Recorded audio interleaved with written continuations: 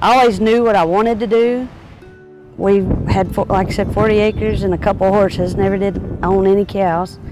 And once I moved up here and figured out cows were the way to go, and we've been doing it ever since. We started out just buying a little bit of land that was right next to the house, and it was just one solid field that needed quite a bit of work and cleanup. And I got a brochure on the NRCS and went up and talked to Monica Paskowitz, and we sat down and figured out what the best way of starting and learning different ways to go about things and how to make it better. When Whitney first came in and to the office and talked to us about some assistance, she had just basically all of her acres out here were open. She didn't have any cross fences at all. She only had one good pond. She was running her cattle just continuously on all of her pasture. So in her first application, we set her up with some cross fencing and some watering facilities and rotational grazing. We went from one pasture to 5 paddocks. She's been really successful with it, and she's been very pleased with the outcome. We've done some planting on some Bermuda grass. We were all fescue here, and I wanted some warm season grass to where we could kind of control how low they ate it and just keep it in that growth period, and it's helped a lot. Like I said, we've got a lot of fescue, and it tends to grow as long as you get decent rain and decent temperatures in the fall. We'll turn them out on the fields we've let grow all fall.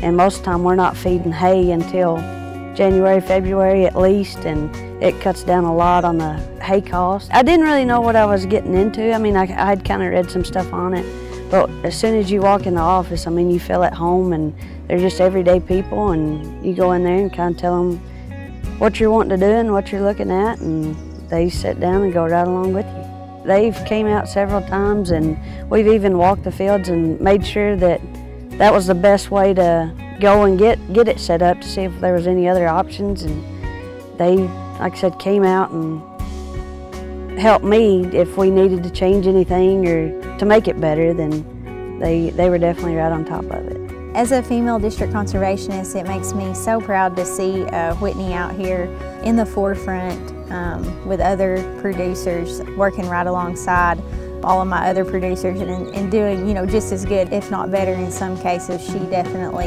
is one of the best that I work with. I'm liking being so-called woman farmer. Girls can do it too. I mean, it doesn't matter man or woman. They can be right along with the best.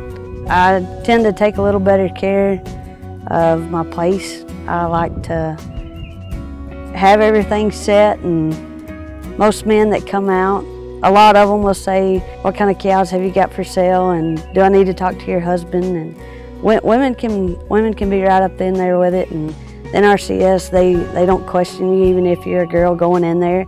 They'll treat you just like any other person. Whitney is a positive role model, not only amongst her peers, but also for future generations. She's setting a great example for her children and the community as well. We've got 3 kids, and in the future I'd like it to be kind of set up and they work out here with us to where they know a better way to go about things and getting it done easier and cost efficient. I'm Whitney Lord. I operate a 165-acre cattle farm in Izard County, Arkansas.